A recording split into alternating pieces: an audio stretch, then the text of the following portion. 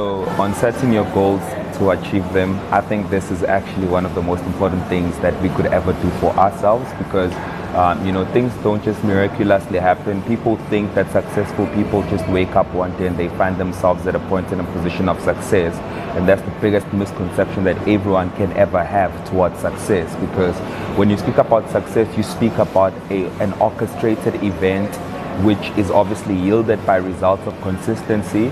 So the more you keep working and the more you keep on doing the same thing over and over again, that's when you actually get to the level that you've actually anticipated. So success eventually becomes a result of what you've been dreaming for the past previous years, and it doesn't just happen, it doesn't just come, and that's what we need to understand.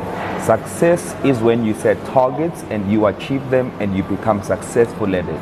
And a lot of people don't get to celebrate the small achievements and successes that they have, mainly because a lot of people pose with bigger achievements and they feel as if even with the little that they've achieved, they haven't attained anything.